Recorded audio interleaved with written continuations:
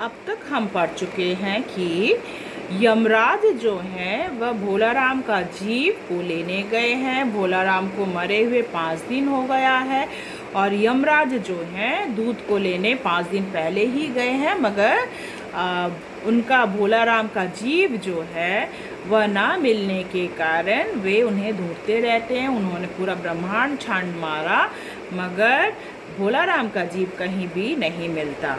तो इसी कारण क्या है, धर्मराज जी, चित्रगुप्त काफ़ी परेशान हैं। वे सोचते हैं भला वे जो है कॉपी जो उनके पास रजिस्टर है पलट कर देखते हैं, पर उन्हें कहीं भी कोई गलती नज़र ही नहीं आती और वे काफ़ी चिंता में पड़ जाते हैं कि आखिर भोलाराम का जीव कहाँ गायब हो गया। ठीक है, तो तब चित्रगुप्त कहते हैं कि आजकल धरती में क्या है, इस प्रकार की घटना बहुत घटती है। ट्रेन से चीज़ें गायब हो जाती, ट्रेन का डब्बा गायब हो जाता है, सामान गायब हो जाता है, पार्सल गायब हो जाता है। चोरी जो है हमारे धरती पर पृथ्वीलोक में बहुत हो रही है। इतने में नारद जी आते हैं और तब नारद जी समस्या को सुनते हैं कि आखिर क्या बात है। तब बोलते हैं, वे पूछते हैं भाई स्वर्ग और नर्क में कोई प्रॉब्लम हो रहा है क्या, मतलब किसको स्वर्ग देना है या नर्क भेजना है, या नर्क में क्या मकान की कोई कमी हो रही है। तब धर्मराज जी कहते हैं कि नहीं, यहाँ पर ठेकेदारों से उन्होंने काम करवा लिया है, यहाँ पर इंजीनियर भी हैं, ऐसे लोग उनसे काम करवा दिया है। आगे हम पढ़ेंगे। वह समस्या तो हल हो गई पर एक बड़ी विकट उलझन आ गई है। भोलाराम का एक आदमी की 5 दिन पहले मृत्यु हुई। तो भोलाराम को मरे हुए कितने दिन हो गए, 5 दिन। उसके जीव को यह दूत यहाँ ला रहा था कि जीव इसे रास्ते में चकमा देकर भाग गया। तो दूत जो है वो रास्ते से ही गायब हो गया चकमा देकर। इसने सारा ब्रह्मांड छान डाला पर वह कहीं नहीं मिला। तो क्या है, कहीं गायब हो गया, उसका जीव पता नहीं कहाँ गायब हो गया भोलाराम का। अगर ऐसा होने लगा तो पाप पुण्य का भेद ही मिट जाएगा। तो अगर ऐसा होता है, मतलब क्या जीव ही गायब हो जाए, तो भाई पाप पुण्य का जो भेदा भेद है वही मिट जाएगा। नारद ने पूछा, उस पर इनकम टैक्स तो बकाया नहीं था, कहीं इनकम टैक्स तो नहीं लगा हुआ था। हो सकता है उन लोगों ने रोक लिया होगा, शायद उसने इनकम टैक्स नहीं पे किया, इसीलिए क्या है उन लोगों ने रोक लिया। चित्रगुप्त ने तब कहा, इनकम होती तो टैक्स होता, उनका तो कोई इनकम ही नहीं था, तो इनकम होती तभी ना टैक्स होता।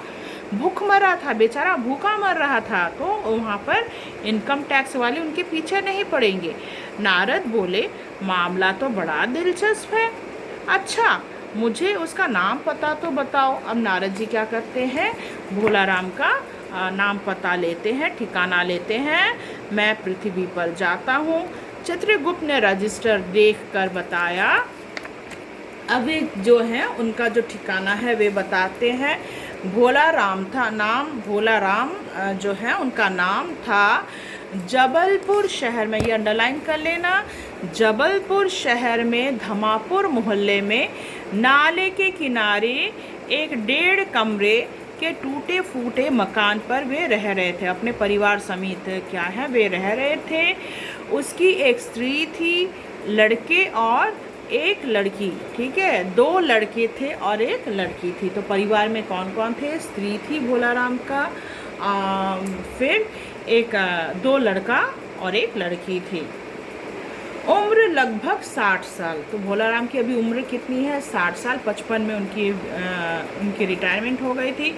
सरकारी नौकर था, 5 साल पहले रिटायर हो गया था।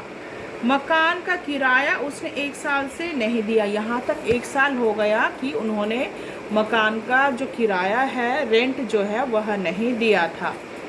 मकान का किराया 1 साल नहीं दिया, इसलिए मकान मालिक उसे निकालना चाहता था। तो मकान मालिक क्यों निकालना चाहता था, क्योंकि उसने 1 साल से क्या है किराया नहीं दिया था। इतने में भोलाराम ने संसार ही छोड़ दिया। आज 5वां दिन है, आज 5th डे है भोलाराम को मरे हुए। बहुत संभव है कि अगर मकान मालिक वास्तविक मकान मालिक है तो उसे भोलाराम के मरते ही उसके परिवार को निकाल दिया होगा। तो क्या है, 1 साल से तो उसने किराया नहीं दिया, अब तो भोलाराम भी मर गया है, तो अब तो मकान मालिक जो है वह भी उनके परिवार वालों को निकाल दिया होगा, आपको मकान ढूंढने में दिक्कत होगी, इसलिए आपको परिवार की तलाश में काफ़ी घूमना पड़ेगा। तो भोलाराम का जो परिवार है उसे ढूंढने के लिए क्या है, आपको काफ़ी परेशानी होगी। माँ बेटी के सम्मिलित क्रंदन वे धरती पर आते हैं, इलाके में जाते हैं, धमापुर इलाके में जाते हैं, जबलपुर में। तो वहाँ पर जब धमापुर मोहल्ले के किनारे जब पहुँचते हैं तो वहाँ पर क्या देखते हैं, बेटी और माँ दोनों का एक साथ क्रंदन सुनते हैं। आवाज़ को सुनकर, क्रंदन की आवाज़ सुनकर नाले के किनारे, मतलब जो ठिकाना था वहाँ पहुँचते हैं। तो वे अंदाज़ा में लगाते हैं कि ज़रूर ये भोलाराम की पत्नी और बेटी ही होगी। माँ बेटी के सम्मिलित क्रंदन से ही नारद भोलाराम का मकान जो है वह पहचान गए। द्वार पर जाकर आवाज़ लगाई, नारायण नारायण। लड़की ने देखकर कहा, आगे जाओ महाराज। तो आगे जाओ महाराज, वक्ता कौन है यहाँ पर, भोलाराम की लड़की। नारद ने कहा, मुझे भिक्षा नहीं चाहिए। नारद ने क्या कहा कि मेरे को भिक्षा नहीं चाहिए, मुझे क्या है, भोलाराम के बारे में पूछताछ करनी है। तो वे भोलाराम के बारे में पूछताछ करने के लिए क्या करते हैं, उनकी बेटी से कहते हैं, अपनी माँ को ज़रा बाहर भेजो बेटी। और उनकी उस बच्ची से कहती, लड़की से कि अपनी माँ को भेजो। माँ को क्या है, मुझे तुम्हारे पिताजी के बारे में जानकारी लेनी है। भोलाराम की पत्नी जो है वह बाहर आती है। नारद ने कहा, माता भोलाराम को क्या बीमारी थी।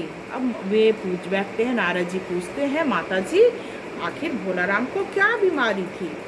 अब रुआसी होकर भोलाराम की पत्नी कहती है, क्या बताऊं, गरीबी की बीमारी थी। तो क्या कहती है, भोलाराम को किसकी बीमारी थी, भोलाराम को गरीबी की बीमारी थी। 5 साल हो गए पेंशन पर बैठे, तो 5 साल हो गए हैं, रिटायरमेंट हुए, पर पेंशन अभी तक नहीं मिली। 5 सालों से क्या है, उन्हें पेंशन नहीं मिली। हर 10-15 दिन में एक दरख्वास्त देते थे। तो 5 सालों से क्या कर रहे हैं, सिर्फ पेंशन के ऑफिस जाते हैं और दरख्वास्त देते हैं, पर वहाँ या तो जवाब आता ही नहीं था, और आता तो यही कि तुम्हारे पेंशन के मामले में विचार हो रहा है, या तो कोई रिप्लाई नहीं आता था, और आता भी था तो क्या कहते थे, हाँ पेंशन के बारे में बातचीत हो रही है। इन 5 सालों में सब गहने बेचकर हम लोग खा गए। तो इन 5 सालों में क्या, जितने भी गहने थे सब बिक गए, बर्तन जो थे बर्तन तक बिक गए, अब कुछ नहीं बचा। तो अब क्या है, सब कुछ बिकने के बाद अब और कुछ बचा नहीं है। चिंता में घुलते घुलते और भूखे मरते मरते उन्होंने दम तोड़ दिया। चिंता के कारण और भूख के कारण क्या है, उन्होंने अपना दम ही तोड़ दिया। नारद ने कहा, क्या करोगी माँ, उनकी इतनी ही उम्र थी। तो नारद जी सांत्वना देते हैं कि उनकी इतनी ही उम्र थी, 60 साल तक ही उनकी उम्र थी। ऐसा तो मत कहो महाराज। अब पत्नी बोलती, ऐसा तो नहीं कहो, उम्र तो बहुत थी, अगर पेंशन जो है मिल जाती तो काफ़ी उम्र हो मिलती, 50-60 रुपये महीना पेंशन मिलती तो कहीं कुछ और काम कर गुजारा हो जाता। यदि 50-60 रुपये क्या है पेंशन मिल जाती तो वे जीवित रहते, किसी प्रकार घर तो चल जाता। पर क्या करें, 5 साल नौकरी से बैठे हो गए और अभी तक एक कौड़ी नहीं मिली। तो क्या है, 5 साल हो गए वे इस प्रकार घर पर बैठे हैं, मगर एक भी पैसा उन्हें नहीं मिला। आशा करती हूँ यहाँ तक आपको समझ में आया होगा, बाकी मैं आपको पार्ट 4 में समझाऊंगी। धन्यवाद।